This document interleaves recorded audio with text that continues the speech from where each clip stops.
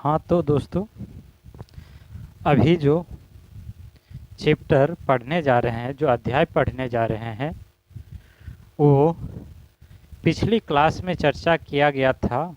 उसी का बचा हुआ भाग की अभी हम चर्चा करेंगे, क्योंकि पहली क्लास में अभी उस चैप्टर का आधा भी समाप्त नहीं हुआ है। मतलब आधा भी जो अधिकार यानी जो चैप्टर हम पढ़ रहे थे, मौलिक अधिकार, उसमें अभी आधा भी खत्म नहीं हुआ।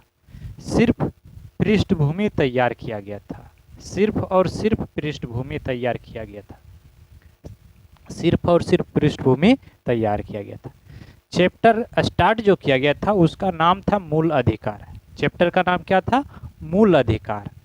मूल अधिकार, मूल अधिकार में जिसमें बताया गया मूल मतलब क्या होता है, तो मूल के मतलब हो गया कि एक पेड़ है और पेड़ का एक जड़ जो होता है, जड़, वही मूल अधिकार जो है वह मानव के लिए एक जड़ है, लोकतंत्र के लिए एक जड़ है, जिसी पे पूरा समाज टिकी होती है, जिसी पे सारा जनता टिके होते हैं, जनता अपनी हक की लड़ाई को लड़ पाते हैं, और उसी की चर्चा अभी करने जा रहे हैं।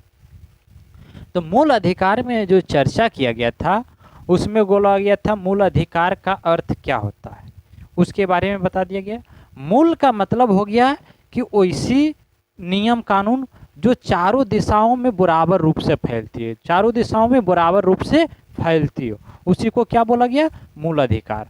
मूल अधिकार जो है वो अमेरिका संविधान से लिया गया है, अमेरिकी संविधान से लिया गया है, जो भाग 3 में चर्चा किया गया, भाग 3 में चर्चा किया गया, और अनुच्छेद 12 से 35 तक में इसका उल्लेख किया गया, 12 से लेके 35 तक में इसका उल्लेख किया गया, और इसे भारत का मैग्नी कार्टा कहा गया। भारत का मैग्नी कार्टा, मैग्नी कार्टा का मतलब हुआ एक लिखित दस्तावेज है, यह एक लिखित दस्तावेज है, मतलब राजा बोले या शासक बोले या फिर कोई हमारे द्वारा चुने गए एक प्रतिनिधि हो, वो तो उसके द्वारा जनता को दिए जाने वाले एक अधिकार, एक नियम है, उसी को बोला गया है मैग्ना कार्टा। एक लिखित दस्तावेज है, और लिखित दस्तावेज सबसे पहले यानी किंग जॉन के द्वारा दिया गया था, किंग जॉन के द्वारा दिया गया था। और ये जो मौलिक अधिकार है, मौलिक अधिकार एक प्रकार की हमें आज़ादी देती है, एक प्रकार की हमें आज़ादी देती है, और इस अधिकार से हम अपने देश में रह पाते हैं और सही तरीक़ा से अपना जीवन यापन कर पाते हैं। जिसमें मौलिक अधिकार शुरुआती में टोटल 6 था, मौलिक अधिकार टोटल कितना था? 7 था, जिसमें एक संपत्ति का अधिकार को हटाकर अब मौलिक अधिकार हमारे पास अब कितना रहा? मात्र 6 रहा। मौलिक अधिकार में पहला था समता का अधिकार, समता का अधिकार, जिसकी चर्चा आर्टिकल 14 से 18 में किया गया, जिसकी चर्चा आर्टिकल 14 से 18 में किया गया। स्वतंत्रता का अधिकार, दूसरा क्या था? स्वतंत्रता का अधिकार, आर्टिकल 19 से 22 में इसकी चर्चा किया, आर्टिकल 19 से 22 में चर्चा किया गया। तीसरा शोषण के विरुद्ध अधिकार, शोषण के विरुद्ध अधिकार, आर्टिकल 23 से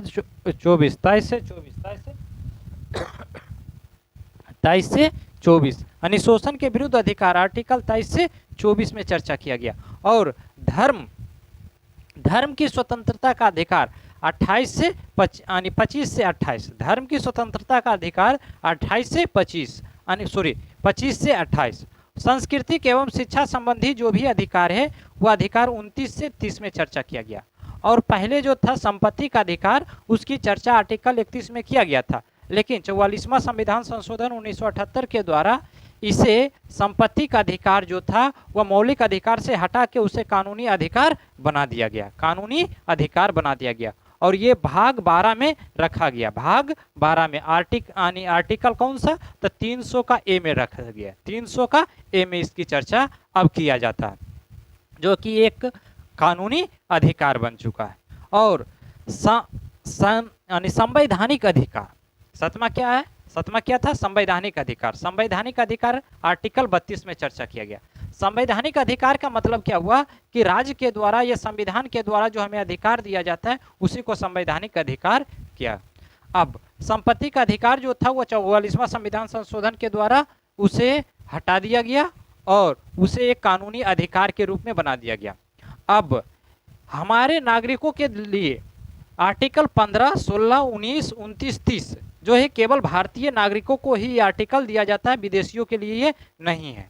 और जिसमें हमारी विशेषता चल रहा है यानी संविधान की विशेषता, संविधान की विशेषता में पहला बोला गया था कि आर्टिकल जो है वह 15, 16, 19, 29, 30 जो है वह केवल भारतीय नागरिक को दिया जाएगा, अदर कंट्री को नहीं दिया जाएगा। इसके अलावा जो अधिकार है वह अदर को दिया जाएगा, लेकिन वो देखते हुए कि शत्रु देश का ना हो। अगर जो शत्रु देश का हो तो वो आर्टिकल नहीं दिया जाएगा, वो आर्टिकल नहीं दिया जाएगा। हमारा मौलिक अधिकार जो बोले या मूल अधिकार जो बोले वो सीमित नहीं है, वो सीमित नहीं है, ये बाध्य योग्य है। ये क्या है? बाध्य योग्य है, ये बाध्य योग्य है। इस पर युक्त प्रतिबंध लगाया जा सकता है। युक्त प्रतिबंध यानी राज्यों के द्वारा या संविधान के द्वारा या कानूनी तरीका से इस पर प्रतिबंध लगाया जा सकता है, लेकिन कारण उचित होना चाहिए, कारण उचित होना चाहिए। ऐसा नहीं कि जब मन हुआ तब कर दें, या नहीं इसका निर्णय, और इसका निर्णय जो होगा वह अदालत में होगा, इसका निर्णय जो होगा वह अदालत में होगा। वे सभी सरकार के एक पक्षीय निर्णय के विरुद्ध, हालांकि हमारा मौलिक अधिकार क्या होता है? सरकार के विपक्ष में होते। अगर जो मेरे पास मौलिक अधिकार है कहीं घूमने का, तो सरकार उसमें रोक नहीं सकते। हमको बोलने की स्वतंत्रता है तो सरकार उसमें रोक नहीं लगा सकती, कारण कि ये हमें अधिकार देता है एक पक्षीय निर्णय ले।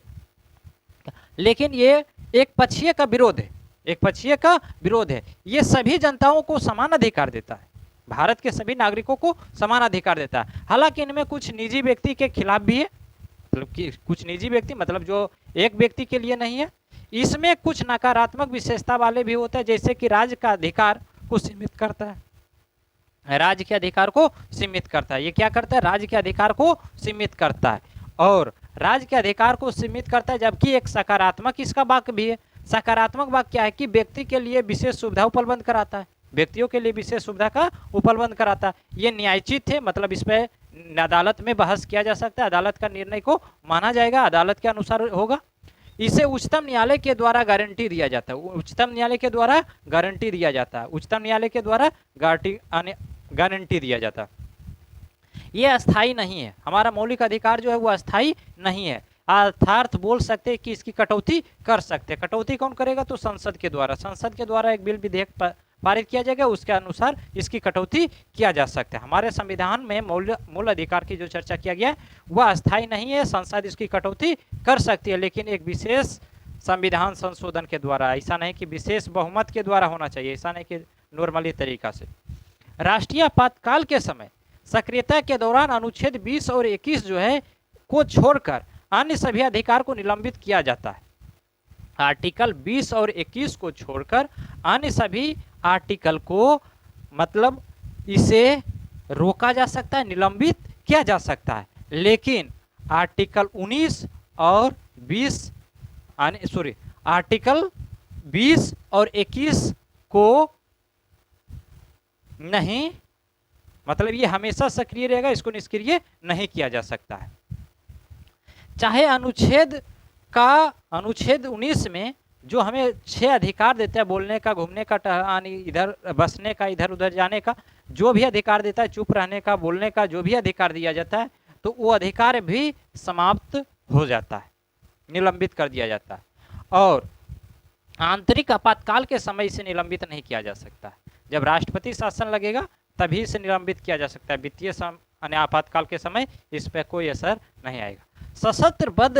सशस्त्र बलों, अर्धसैनिक बल, पुलिस वाले, गुप्तचर वाले गुप्तचर संस्था एवं ऐसी सेवा एजेंसी जो संबंधित हो, उसे न्यायालय पर संसद प्रतिबंध लगा सकता है। मतलब अगर जो कोई विभागीय है और विभागीय में ये नहीं बोला जाएगा कि मेरे पास ये अधिकार है, हम इसी के आधार पर रहेंगे, उसे कुछ न कुछ कटौती कर सकता है, वो संसद के हाथ में है। यानी कोई सेना में हो, कोई पुलिस में हो, तो उसका अधिकार उसके मतलब डिपार्टमेंट के अनुसार होता है, उसके डिपार्टमेंट के, उसके विभाग के अनुसार होते हैं, उसे संसद के द्वारा प्रतिबंधित किया जा सकता है। तो अभी यहाँ तक हम सब देख चुके थे। पिछले क्लास में ये चर्चा कर दिया गया था। अब यहाँ से हम अगले क्लास की चर्चा करने जा रहे हैं, यानी आगे की चर्चा करने जा रहे हैं, जिसमें एक बार फिर से देख लिया जाता है मुख्य अधिकार, यानी 6 मुख्य अधिकार हमारे पास है। स्वतंत्रता का अधिकार, स्वतंत्रता का अधिकार आर्टिकल 14 से 18, 14 से 18 स्वतंत्रता का अधिकार, आर्टिकल 19 से 22, 19 से 22 शोषण के विरुद्ध अधिकार, आर्टिकल 23 से 24, 23 से 24 धर्म की स्वतंत्रता का अधिकार, आर्टिकल 25 से 28, 25 से 28 संस्कृति और शिक्षा का संबंधी अधिकार 29, 30, 29, 30 संपत्ति का अधिकार जो था वो आर्टिकल 31 में था। संवैधानिक अधिकार जो है आर्टिकल 32 में चर्चा किया गया। और ये सबसे पहले जो मूल मौलिक अधिकार किसके द्वारा दिया गया था, तो इंग्लैंड के राजा जो थे किंग जॉन या जॉन किंग के द्वारा दिया गया था। कब दिया गया था, तो 1215 ईस्वी में, 1215 ईस्वी में ये दिया गया। ये एक लिखित प्रमाण पत्र दिया गया, जनता को बोला गया कि देखो अगर जो हम सरकार में रहते हैं, हम राजा रहते हैं, तो तुम सबको ये हम आज़ादी देते हैं, इसके आधार पर तुम यहाँ पे रह सकते हो, इसके आधार पर तुम यहाँ पे जीत सकते हो। अब हम आगे जो चर्चा करने जा रहे हैं वह आर्टिकल, अब एक तरफी से चलेंगे, आर्टिकल अब यानी 12 का चर्चा कर रहे हैं। आर्टिकल 12, आर्टिकल 12 की चर्चा किया जा रहा है। अब आर्टिकल 12 में क्या बोला गया था, आर्टिकल 12 में बोला गया मूल अधिकार से संबंधित राज्य की परिभाषित करता है, राज्य को परिभाषित करता है कि राज्य के पास कितना पावर होना चाहिए, क्या होना चाहिए, नहीं होना चाहिए, वो आर्टिकल 12 चर्चा करता है। आर्टिकल 12 में मूल अधिकार के आधार पर, मूल अधिकार के आधार पर इसे परिभाषित करता है। इसके अनुसार राज्य के लिए होना चाहिए, अब राज्य के पास होना चाहिए, क्या होना चाहिए, अपना सरकार हो, क्या होना चाहिए, अपना सरकार, अपना सरकार हो, अपना सरकार हो, और राज्य सरकार और राज्य विधानमंडल हो, राज्य सरकार और राज्य विधानमंडल हो, यानी राज्य सरकार होने चाहिए, राज्य सरकार हो और राज्य विधानमंडल हो, विधानमंडल हो, राज्य विधानमंडल हो, जिसके पास नगर पालिका, पंचायत, जिला इत्यादि का बोर्ड, सुधार बोर्ड हो, मतलब ये सभी व्यवस्था जिसके पास है वही बोलेंगे कि वो मौलिक अधिकार के अनुसार पर वह राज्य को सुशोभित करता है, राज्य के अनुसार वो एक राज्य माना जाएगा। जिसके पास वैधानिक या गैर वैधानिक संस्था है, गैर वैधानिक संस्था जैसे कि LIC, सेल, ONGC, ये सभी जो कंपनियां हैं वह एक प्रकार का गैर सरकार संवैधानिक है, लेकिन वैसी संस्था राज्य को हो तभी हम बोल सकते कि वह राज्य है। इनमें कहा गया कि ऐसी निकाय जिसके पास कानून की शक्ति वाले नियम या विनिमय बनाने की शक्ति होनी चाहिए, राज्य के पास अपना पावर होना चाहिए कि कौन सा नियम कानून, कौन सी संविधान में संशोधन करना है, कौन सी आर्टिकल में संशोधन करना है, वो इसके पास पावर होनी चाहिए, इसके पास पावर होनी चाहिए। तो बस ये आर्टिकल किसमें चर्चा किया गया था, 12 में, आर्टिकल 12 में चर्चा किया गया। आर्टिकल 12 में क्या चर्चा किया गया था, आर्टिकल 12 में बोला गया मूल अधिकार के आधार पर राज्य को परिभाषित किया, मूल अधिकार के आधार पर राज्य को परिभाषित किया गया, राज्य को परिभाषित किया गया। अब अगले देखते हैं आर्टिकल 13, आर्टिकल 13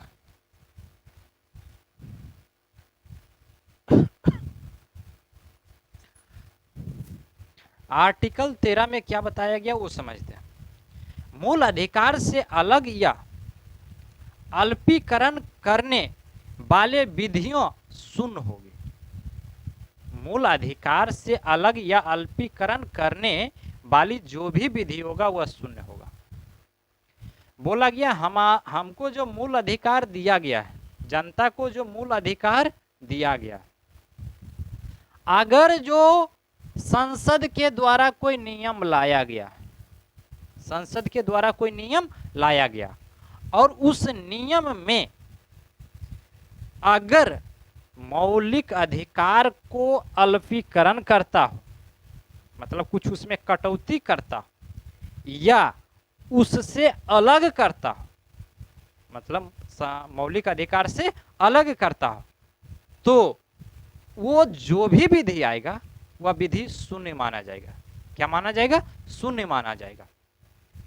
यह समीक्षा योग होगा, यह समीक्षा योग होगा। समीक्षा योग कहने का मतलब हो गया कि समीक्षा योग होगा मतलब इस पर अब अदालत कानूनी नियम लगा सकता है, अदालत में इसकी प्रक्रिया चल सकती है, और यदि वह कानून साबित होता है कि गलत है या सही है, तो उच्चतम न्यायालय, उच्चतम न्यायालय यानी सुप्रीम कोर्ट, उच्चतम न्यायालय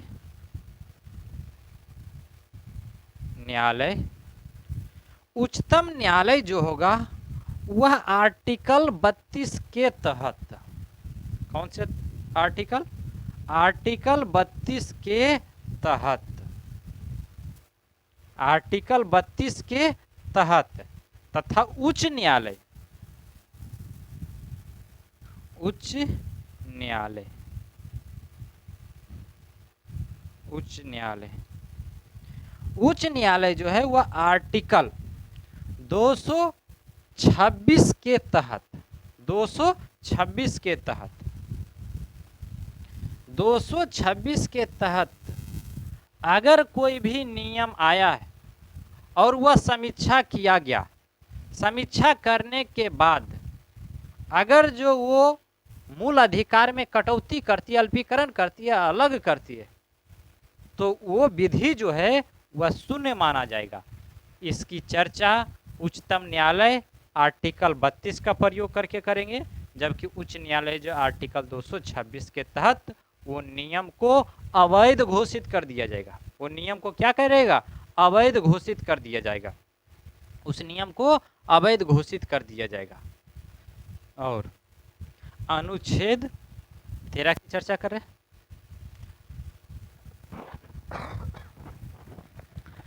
अनुच्छेद 13 घोषित करता है कि संविधान संशोधन को विधि नहीं है, इसलिए इसे चुनौती नहीं दिया जा सकता।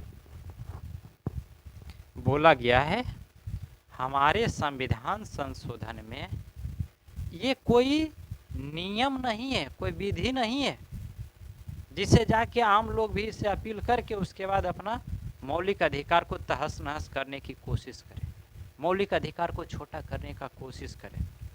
तो जिसमें उच्चतम न्यायालय ने केशवानंद भारती मामले, केशवानंद भारती मामले 1973 में कहा गया है कि, किसकी चर्चा कर रहे हैं? केशवानंद, केशवानंद, केशवानंद मामले या भारतीय मामले 1973 में केशवानंद के द्वारा जो मूल अधिकार दिया गया था उस मूल अधिकार का हनन हुआ था, तो केशवानंद ने उच्चतम न्यायालय को अपने तरफ से सुझाव प्रस्तुत किए। उसमें कहा गया है कि मूल अधिकार को हनन के आधार पर संविधान संशोधन की चुनौती दिया जा सकता है। अगर कोई भी संशोधन हुआ है लेकिन अगर जो मौलिक अधिकार का हनन हुआ है तो उसे चुनौती दिया जाएगा, उसे चुनौती दिया जाएगा। अगर कोई नियम आया, संसद अपना नियम बना दिया, और जब संसद नियम बना दिया तो ये नहीं कि नियम बना दिया तो बस बना हुआ रहेगा।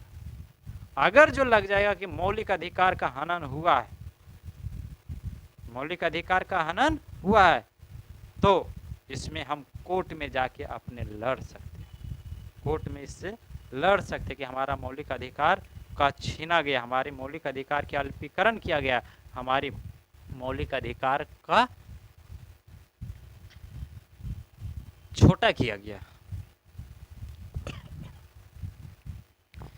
यदि संविधान के मूल ढांचे के खिलाफ कोई भी संविधान संशोधन होगा तो उसे अवैध घोषित किया जाएगा।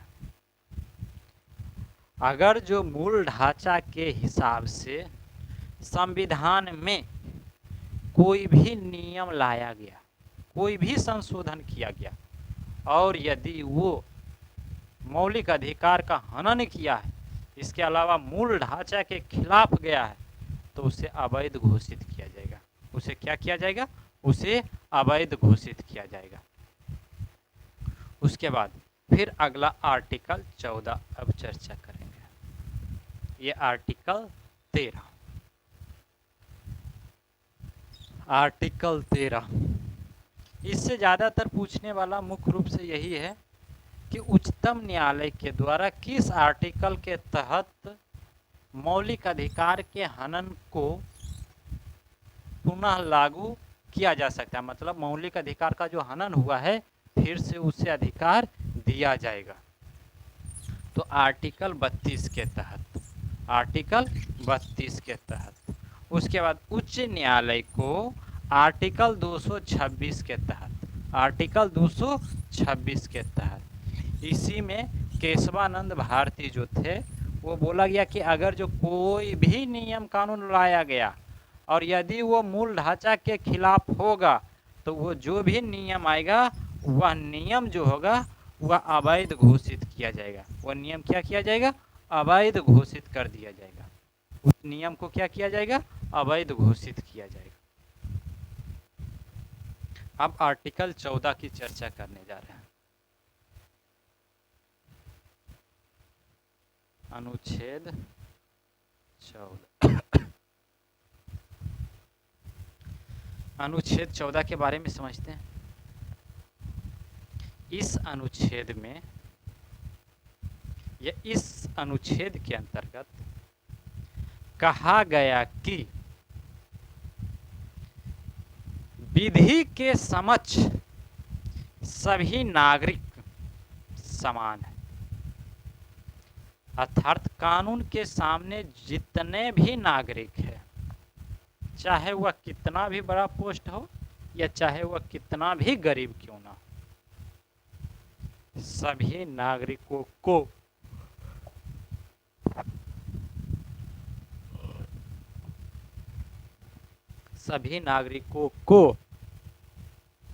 विधि के समान संरक्षण दिया है। यही किसी भी प्रकार से भेदभाव, ऊंच नीच, अमीर गरीब, अधिकारी गैर अधिकारी, सभी के लिए विधि समान है। सभी के लिए जो विधि होगा वह क्या है? समान है। सबके लिए विधि जो होगा वह समान है, चाहे वह अधिकारी ही क्यों ना हो। यदि वो ड्रेस में नहीं है, यदि वो अपना ड्यूटी में नहीं है, तो उसके पास कोई पावर नहीं, सिंपल एक नागरिक है, सिंपल एक नागरिक है। जिस प्रकार नागरिक अपना रहता है उसी प्रकार से सर्वोच्च न्यायालय के मानता है कि अनुच्छेद 14 के अंतर्गत उल्लेखित विधि के शासन ही संविधान का मूलभूत तत्व है। इसलिए इसे किसी भी तरह, यहाँ तक कि संशोधन के द्वारा भी इसे समाप्त नहीं किया जा सकता। आर्टिकल 14 जो है ये एक ऐसा अनुच्छेद है जिसे संविधान संशोधन के द्वारा भी इसे रद्द नहीं किया जाएगा, इसे रद्द नहीं किया जाएगा। कौन सा? आर्टिकल 14। आर्टिकल 14 में क्या बोला गया? समता का अधिकार, विधि के समक्ष सभी व्यक्ति समान है। यदि वो पोस्ट पर है, ड्यूटी में है, तो वो तभी तक, कारण कि जब ड्यूटी में है तो उसके डिपार्टमेंट यानी विभागीय प्रक्रिया में, विभागीय समीकरण में, विभागीय कानून में, तो उसके लिए अभी वो अलग कानून है। लेकिन जैसे ही वो अपना ड्यूटी से निकलता है तो वह भारत का एक आम नागरिक है, वह भारत का एक आम नागरिक है। और जब भारत का एक आम नागरिक है तो उसके लिए समानता समान होगा, उसके लिए जो भी नियम होगा वह सभी के लिए समान होगा। इसे संशोधन के द्वारा भी समाप्त नहीं कर सकते हैं। आर्टिकल 14 को ध्यान रखना होगा। आर्टिकल 14 संविधान संशोधन के द्वारा भी नहीं समाप्त कर सकते, संशोधन के द्वारा भी इसे समाप्त नहीं किया जा सकता है। अब समता का अपवाद कुछ होता है, इसमें कुछ आप बोल देते हैं कि सब नागरिक एक समान होता है, जब तक ड्यूटी में है तो वो विभागीय प्रणाली में है, ठीक मान लेते हैं। लेकिन राष्ट्रपति और राज्यपाल के पास एक शक्ति दिया गया है। क्या शक्ति दिया गया? कोई भी कोई न्यायालय में जवाबदेह नहीं है। भारत का राष्ट्रपति और राज्य का राज्यपाल, ये दो व्यक्ति ऐसा होता है जो न्यायालय के सामने जवाबदेह देने का कोई जरूरी नहीं, जो बोल दिए वही हमारा नियम है, कोई जरूरी है संविधान को हम ले जाके और संविधान के अनुसार हम प्रस्तुत करें, यानी न्यायालय जाने का कोई जरूरी नहीं। उसके कार्य काल के समय किसी दंडित कार्रवाई प्रारंभ कर सकते। क्या बोला गया? अगर वो पद पे है तो पद पर है तो कोई भी दंडित कार्रवाई नहीं किया जाएगा, और यदि और ना ही उसे पर कोई दीवानी